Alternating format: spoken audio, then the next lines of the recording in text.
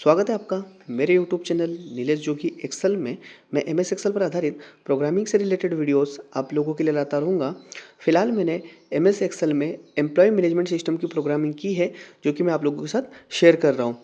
आज employ management system की जो सीरीज़ है उसका पार्ट 1 है, जिसमें मैं आपको सॉफ्टवेयर का जो इंट्रोडक्शन है वो दूंगा और सॉफ्टवेयर के अंदर कौन कौन से ऑप्शन दिए गए, कौन कौन से फीचर्स है उसके बारे में समझाऊंगा। तो आइए हम एक्सेल की फाइल को ओपन करते हैं। ये फाइल है, इसके ऊपर डबल क्लिक करके हम इसे ओपन करेंगे।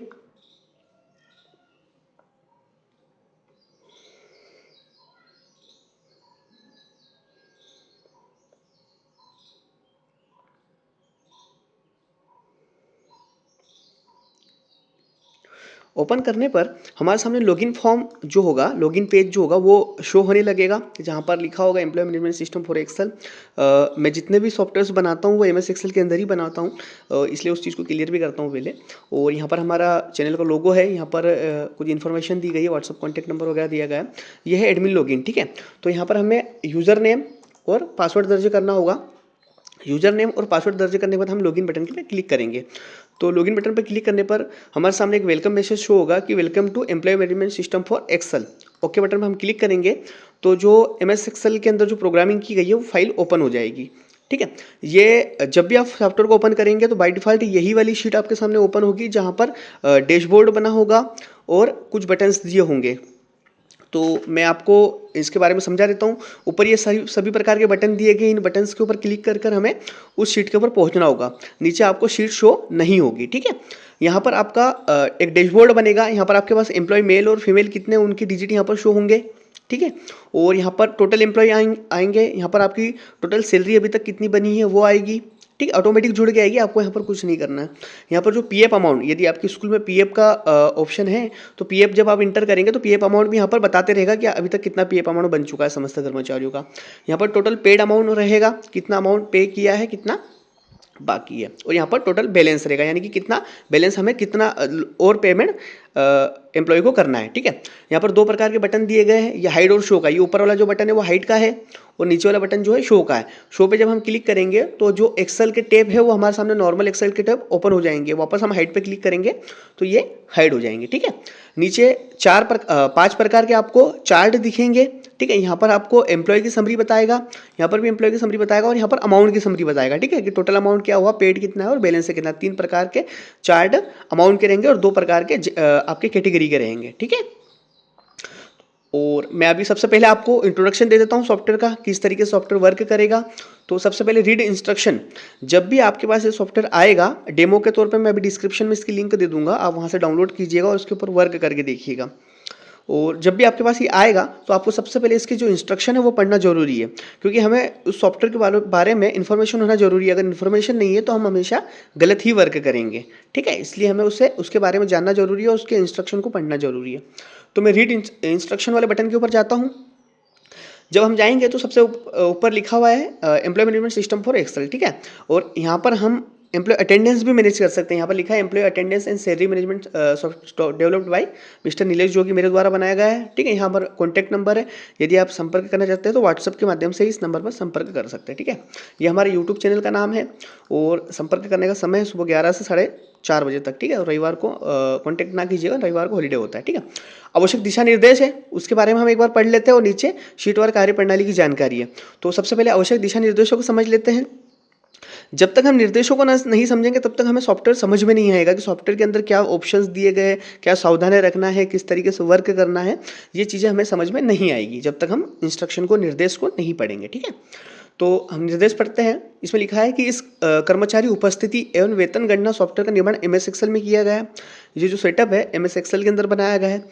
अधिकांश स्कूल क्या होता है, स्कूल का जो वर्क होता है वो MS एक्सेल के अंदर ही होता है और स्कूल का वर्क MS एक्सेल में करते रहते हैं, तो अनुभव होता है, नॉलेज होता है। इस वजह से इस सॉफ्टवेयर के अंदर काम करने में किसी को भी कोई दिक्कत नहीं होगी।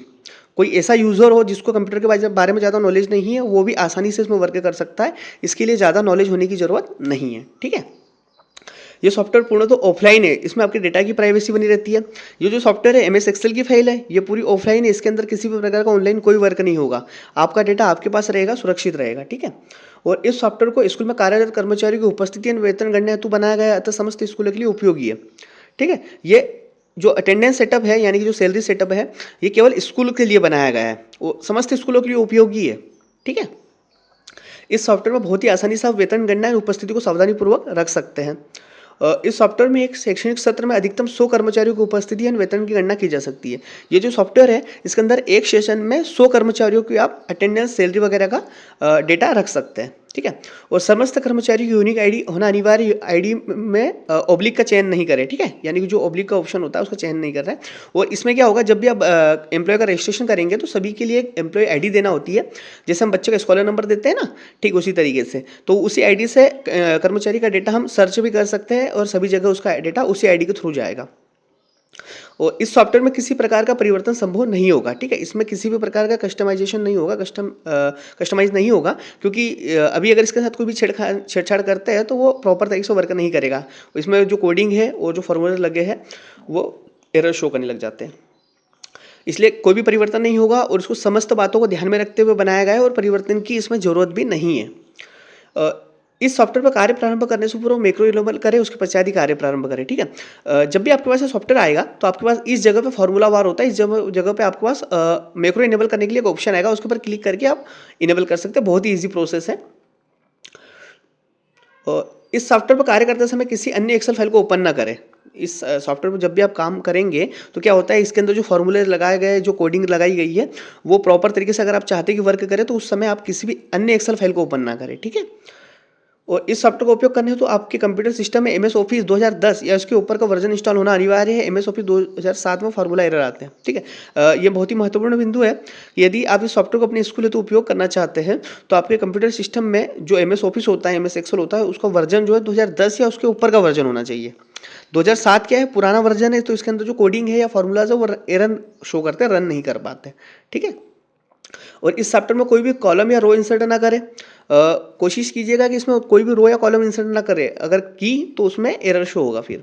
और अपने कंप्यूटर सिस्टम में दिनांक का फॉर्मेट DDMMYYY अनुसार रखें। दिनांक से संबंधित समस्त जानकारी इसी फॉर्मेट में दर्ज करें। ठीक है, डेट का फॉर्मेट आपके कंप्यूटर में ये होना चाहिए, जैसे यहाँ पर आप देख सकते हैं मेरे माउस के कर्सर को, यहाँ लिखा हुआ है 18 अप्रैल 2025। ठीक है, इस तरीके से फॉर्मेट होना चाहिए। यहाँ लिखा है कर्मचारी यात्रा भत्ता, घर किराया, भविष्य निधि, अन्य भत्ता आदि की जानकारी माहवार शीट पर स्वयं दर्ज करना होगी। जैसे जो सैलरी अर्निंग होती है वो सैलरी डिडक्शन होता है। ठीक है, वो आपके ऊपर डिपेंड करता है आपको इंटर करना है या नहीं करना है, तो वो आपको खुद को इंटर करना होगा, बाकी तो कैलकुलेशन इसमें ऑटोमेटिक हो जाएगा। आगे आगे जैसे आप इसकी सीरीज के पार्ट 1 2 3 4 आएंगे, उसमें आपको एक एक ऑप्शन समझाऊंगा मैं। फिलहाल मैं आपको इंस्ट्रक्शन बता रहा हूँ। ठीक है, और कर्मचारी के यूनिफॉर्म चार्ज, स्कूल में देरी से आने पर कटौती, अन्य कटौती की जानकारी उस महावर सीट पर स्वयं दर्ज करना होगी। मैंने अभी वही बताया कि सैलरी अर्निंग और सैलरी डिडक्शन, ये दोनों ही चीज़ें आपको स्वयं दर्ज करना होगी। जिसकी आप डिडक्ट करना चाहते हैं, अर्निंग करना चाहते हैं, वहाँ पर आप इंटर कर दीजिए। और ये जो रेड कलर से हाईलाइट किया गया, इस लाइन को आप पढ़िएगा।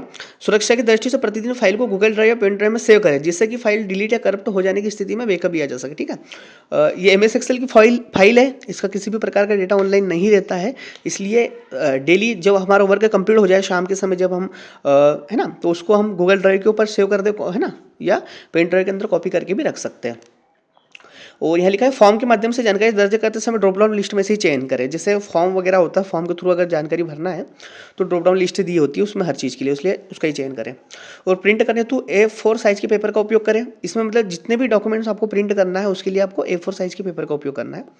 सामान्यतः सभी स्कूल में A4 साइज़ का पेपर ही यूज़ होता है। इस सॉफ्टवेयर के माध्यम से जो PDF बनेगी वो आपके कंप्यूटर के C ड्राइव में जाकर सेव हो जाएगी। ठीक है, इस सॉफ्टवेयर के माध्यम से जितनी भी PDF बनेगी वो आपके कंप्यूटर के C ड्राइव में उस नाम का फोल्डर बन जाएगा। जैसे आपको मंथली पे स्लिप बनाना है तो वो मंथली पे स्लिप के नाम से फोल्डर बन जाएगा और उसके अंदर उसका डेटा मिलेगा आपको कर्मचारी का, या एनुअल पे स्लिप या सैलरी स्टेटमेंट, जो भी आपको देखना होगा आपके कंप्यूटर के C ड्राइव में होगा। ठीक है, समस्त सीट पर होम बटन दिया गया है, जिस पर क्लिक करके आसानी से होम सीट पर जा सकता है। जैसे यहाँ पर सीट तो शो नहीं हो रही है, हमको अगर वापस जाना है तो उसके लिए क्या होगा, समस्त सीटों के ऊपर होम बटन दिया गया, जैसे हम उसको दिखा देते हैं, ये रहा होम बटन। ठीक है, और यहाँ लिखा है अंतिम परिणाम तैयार करने के पश्चात अपने स्तर पर जांच या त्रुटि के लिए निर्माणकर्ता जिम्मेदार नहीं होंगे। जैसे जब भी आप इसके ऊपर काम करें और फाइनल जब आप प्रिंट कर रहे हो किसी भी चीज़ को, तो आप एक बार जांच लें, क्योंकि अगर आप डेटा में किसी भी प्रकार की एंट्री करने में कोई भी मिस्टेक करते हो तो जाहिर सी बात है वो उसका जो रिजल्ट बनेगा वो भी एरर वाला ही रहेगा। इसलिए आप अपने स्तर पर एक बार जाँच लें। ठीक है, और सॉफ्टवेयर खरीदने से पूर्व डेमो सॉफ्टवेयर को भली भांति अपने स्तर पर जाँच ले हुए। सॉफ्टवेयर खरीदने के पश्चात रिफंड नहीं होगा। यदि आप इस सॉफ्टवेयर को अपनी संस्था हेतु उपयोग करना चाहते हो तो केवल इसे 500 रुपये में खरीद सकते हैं, केवल 500 रुपीज़ में आप इसे खरीद सकते हैं। ठीक है, एक सेशन के लिए रहेगा ये सॉफ्टवेयर। जब आप इसको उपयोग करेंगे और जब आप इसको देखेंगे तो आपको समझ में आएगा कि 500 रुपये कितना छोटा सा प्राइस है इस सॉफ्टवेयर का। ठीक है, तो ये इसके इंस्ट्रक्शन थे, बहुत कम इंस्ट्रक्शन है मगर बहुत ही महत्वपूर्ण है, इसे पढ़ना बहुत जरूरी है। ठीक है, इसके बाद हम नीचे आते हैं, यहाँ पर लिखा है सीटवार कार्य प्रणाली की जानकारी। एक बार इसको तो हम प्रैक्टिकली देखेंगे तो ज़्यादा अच्छा रहेगा। ठीक है, फिलहाल मैं आपको इसको पढ़ के बता देता हूँ, अगले जो पार्ट सेकंड होगा उसमें हम प्रैक्टिकली इसको यूज़ करके समझेंगे। स्कूल प्रोफाइल का ऑप्शन रहेगा, यहाँ पर आपको स्कूल की सामान्य जानकारी दर्ज करना होगी, स्कूल का लोगो, और इस सीट पर स्कूल का लोगो अपलोड करना है। जैसे ब्लैंक फॉर्म, ये फॉर्म क्या होगा, लिखा है इस सीट पर कर्मचारी के भरने हेतु ब्लैंक फॉर्म उपलब्ध रहेगा जिसे प्रिंट करके कर्मचारी को दे सकते हैं। जैसे जो भी एम्प्लॉय आपके यहाँ ज्वाइनिंग करेगा उससे जब आपको उसकी पर्सनल डिटेल चाहिए होगी तो उसके लिए फॉर्म बनाया गया है यहाँ पर, ब्लैंक फॉर्म, उसको प्रिंट करके आप कर्मचारी को दे दीजिए, वो आपको फिल करके देंगे, उसे आप कंप्यूटर में देख देख के एंटर कर सकते हैं, फिल कर सकते हैं। ठीक है, एड एम्प्लॉय, यहाँ पर फॉर्म दिया गया है, इस सीट पर कर्मचारी की सामान्य जानकारी दर्ज करने तो फॉर्म उपलब्ध रहेगा जिसमें जानकारी दर्ज कर सबमिट करने पर डेटाबेस सीट पर सेव होगा। ठीक है, डेटाबेस, आप फॉर्म के माध्यम से भी आप जानकारी दर्ज कर सकते हैं, वो भी डेटाबेस शीट पर सेव होगा। और अगर आप चाहते हो कि डायरेक्ट आपको डेटा एंट्री करना है तो जो डेटाबेस वाली शीट है वहाँ पर जाके भी आप जो कर्मचारी होगा उसकी जानकारी दर्ज कर सकते हैं। ठीक है, और फॉर्म ये लिखा है डेटाबेस, फॉर्म के माध्यम से भरी गई जानकारी इसी सीट पर सेव होगी। आप इस सीट पर भी कर्मचारी की सामान्य जानकारी दर्ज कर सकते हैं। कैसे कर सकते हैं, किस तरीके से कर सकते हैं, उसमें मैं अगले पार्ट में समझाऊंगा। एप्लीकेशन फॉर्म, जब आप किसी भी कर्मचारी की जानकारी दर्ज करेंगे तो उसे जब प्रिंट करेंगे, जानकारी दर्ज करने के बाद एक एप्लीकेशन फॉर्म प्रिंट होगा जिसे आप कर्मचारी को भी दे सकते हैं और आपकी जो फाइल होगी इस संस्था की उस फाइल के अंदर भी उसे प्रिंट करके रख सकते हो, प्रॉपर डेटा रहेगा उसमें लिखा है। देखिए, फॉर्म के माध्यम से या डेटाबेस शीट पर दर्ज की जानकारी को प्रिंट करने तो एप्लीकेशन फॉर्म का उपयोग किया जाता है, जिसे प्रिंट कर कर्मचारी को दे सकते हैं और संस्था की फाइल में अटैच करके रख सकते हैं। ठीक है, अपॉइंटमेंट लेटर, जब भी कोई कर्मचारी आपके यहाँ ज्वाइन होगा तो उसको अपॉइंटमेंट लेटर दे सकते हैं ना। इस सीट पर कर्मचारी की यूनिक आईडी दर्ज कर अपॉइंटमेंट लेटर प्रिंट या पीडीएफ कर सकते हैं। ठीक है, आईडी कार्ड, इस सीट पर समस्त कर्मचारियों का आईडी कार्ड प्रिंट कर सकते हैं, पीडीएफ बना सकते हैं। मतलब आपको क्या करना होगा, यूनिक आईडी दर्ज करना होगी, जिस कर्मचारी का आईडी कार्ड प्रिंट करना चाहते हैं वो प्रिंट के लिए तैयार होगा। एम्प्लॉय बैलेंस, अब ये जो शीट होगी, इस जितने भी कर्मचारी आप ऐड करोगे वो सारे कर्मचारी इस शीट के ऊपर शो होंगे। ठीक है, यहाँ पर क्या होगा, जितनी उनकी सैलरी बन रही है, जो पेमेंट पेड किया है और जो बैलेंस है वो सब कुछ शो होगा। मगर अगर उसका कोई बैलेंस है, ओपनिंग बैलेंस, यानी कि अगर वो पिछले सेशन से काम कर रहा है तो उसके ऊपर कोई अमाउंट ड्यू है या उसका कोई अमाउंट है तो वो आपको पहली बार ओपनिंग बैलेंस वहाँ पर दर्ज करना होगा। ठीक है, जैसे लिखा है इस सीट पर समस्त कर्मचारियों का वार्षिक कुल वेतन भुगतान शेष वेतन प्रदर्शित होगा। इस सीट पर केवल कर्मचारी को ओपनिंग बैलेंस दर्ज करना होगा, केवल ओपनिंग बैलेंस दर्ज करना होगा। ठीक है, डेली अटेंडेंस, इस सीट पर कर्मचारी की उपस्थिति दर्ज करने हेतु कुल 12 महीनों की अटेंडेंस शीट प्रदर्शित होगी। जिस कर्मचारी की उपस्थिति दर्ज करना है उसके नाम के सामने कर सकते हैं। ठीक है, इसमें क्या रहेगा, आपको पूरे ही 12 महीने यानी कि अप्रैल टू मार्च पूरे ही 12 महीनों की आपको अटेंडेंस शीट दर्ज शो होगी।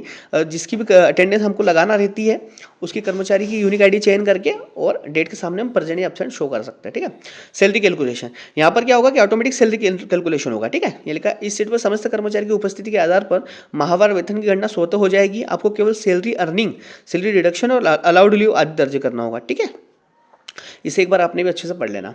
अटेंडेंस ट्रैकर, इस सीट पर आप जिस माह की उपस्थिति देखना चाहते हैं उसका चयन करें और रिफ्रेश बटन पर क्लिक करें, जो कर्मचारी की सूची और उपस्थिति प्रदर्शित होगी जिसे आप प्रिंट कर सकते हैं। अटेंडेंस ट्रैकर, ठीक है, ये डबल हो गया है ना। पीएफ कैलकुलेशन, ठीक है, इस सीट पर कर्मचारी की भविष्य निधि की राशि को देख सकते हैं, जो प्रोविडेंट फंड होगा उससे आप देख सकते हैं। ठीक है, अटेंडेंस शीट,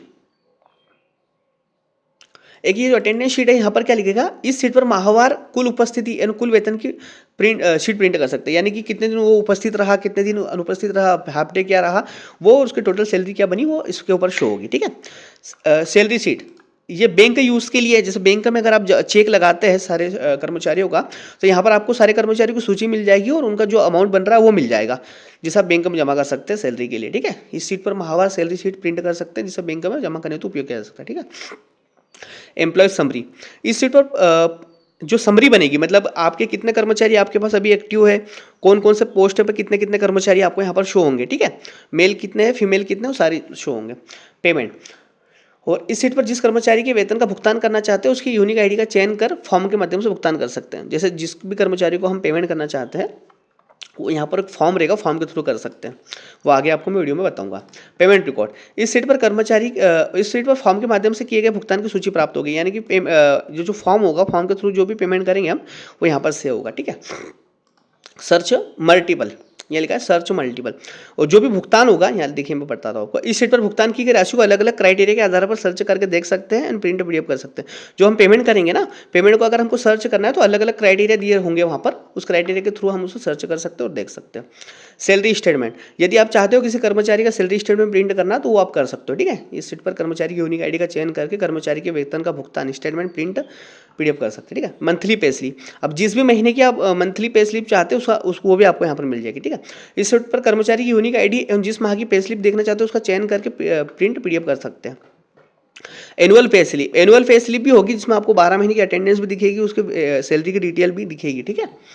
इस सीट पर कर्मचारी की यूनिक आईडी का चयन करके वार्षिक वेतन, वार्षिक उपस्थिति और वेतन पर्ची पीडीएफ प्रिंट और पीडीएफ कर सकते हैं। Month wise summary, month wise summary में क्या होगा आपको पढ़ के बता देता हूँ। इस सीट पर माहवार कुल कर्मचारियों की संख्या, कुल वेतन, भुगतान एवं शेष वेतन देख सकते हैं। ठीक है। यानी कि वहाँ पर आपको एक समरी शो होगी जिसमें आपको किस महीने में कितना कर्मचारी काम कर रहे थे, उनकी सैलरी कितनी बनी थी, है ना, अमाउंट कितना पेड किया और बैलेंस क्या रहा, वो शो होगा। जॉब लीविंग डिटेल, जो कर्मचारी आपके पास जॉब छोड़ चुका होगा या नौकरी छोड़ेगा उसकी डिटेल आपको यहाँ पर दर्ज करना होगी। ठीक है। और एक्सपीरियंस सर्टिफिकेट, इस सीट पर कर्मचारी की यूनिक आईडी दर्ज कर एक्सपीरियंस सर्टिफिकेट प्रिंट कर सकते हैं। ठीक है। एक्सपीरियंस सर्टिफिकेट आप जिसको देना चाहे उसका कर्मचारी का यूनिक आईडी दर्ज करें और प्रिंट वीडियो कर सकते हैं। और जब आपको सॉफ्टवेयर से एग्जिट करना पड़ेगा तो वहाँ पर एक बटन रहेगा होम पर, है ना, सेव एंड एग्जिट। ठीक है। जब भी आप सॉफ्टवेयर को बंद करना होता है तो सेव एग्जिट बटन पर क्लिक करें, जिससे सॉफ्टवेयर का डेटा सेव हो जाएगा और सॉफ्टवेयर क्लोज हो जाएगा। आपको एक बात का विशेष ध्यान रखना है, ये MS एक्सेल की फाइल है, तो आपको बीच में वर्क करते समय हमेशा बीच बीच में कंट्रोल एस प्रेस करते जाना है। ठीक है। यानी कि सेव करते रहना है, सेव करेंगे तभी इसका डेटा सेव रहेगा। ठीक है। तो ये एक आवश्यक दिशा निर्देश थे, इसे आप जरूर पढ़िएगा। उसके बाद आपको मैं होम पे जाता हूँ, ये होम बटन दिख रहा है आपको, इसके ऊपर मैं क्लिक करता हूँ तो ये होम शीट पर मैं आ चुका हूँ। यहाँ पर आप देखेंगे अलग अलग प्रकार के बटन है।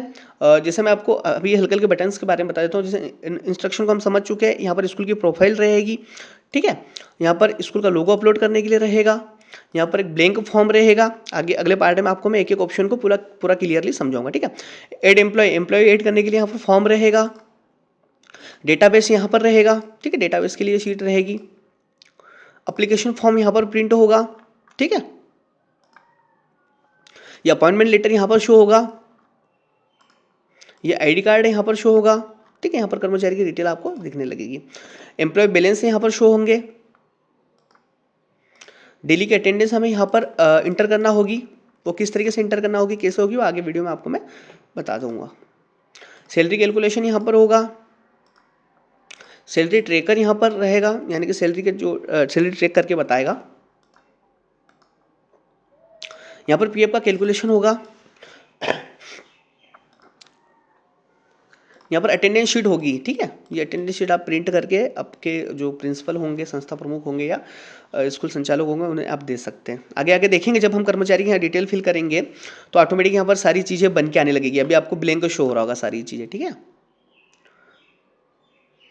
और ये सैलरी शीट है, ये बैंक में जमा करने के लिए है। ठीक है। एम्प्लॉय समरी, यानी कि पोस्ट वाइज, डेजिग्नेशन वाइज, यानी कि यहाँ पर समरी मेल फीमेल वाइज आपको दिखेगी।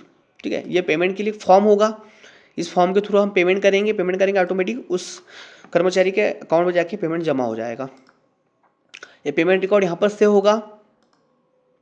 यहाँ पर हम सर्च कर सकते हैं मल्टीपल क्राइटेरिया के अकॉर्डिंग। ठीक है। और ये मंथली पे स्लिप होगी, है ना, यहाँ पर मंथ ईयर का सिलेक्शन करके और कर्मचारी यूनिक आईडी दर्ज करके हम उस मंथ का सैलरी स्टेटमेंट देख पाएंगे। यहाँ पर सैलरी स्टेटमेंट होगा। सॉरी, मंथली पे स्लिप हो गया है। उसके बाद आप एनुअल पे स्लिप, ये एनुअल पे स्लिप होगी। ठीक है। इस तरीके से ये मंथ वाइज समरी होगी, कि इस महीने में कितने कर्मचारी थे, कितनी सैलरी बनी, पेड क्या रहा, बैलेंस क्या रहा। ठीक है।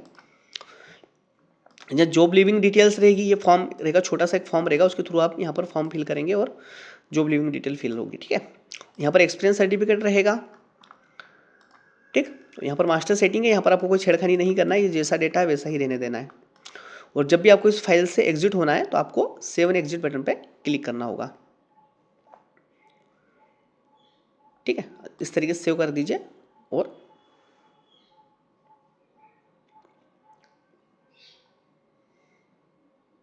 फाइल को क्लोज कर दीजिए। तो ये था एम्प्लॉय मैनेजमेंट सिस्टम।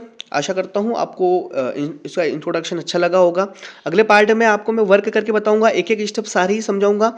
आप बने रहिएगा, इस सीरीज को जरूर देखिएगा। वीडियो को लाइक एंड चैनल को सब्सक्राइब जरूर कीजिए।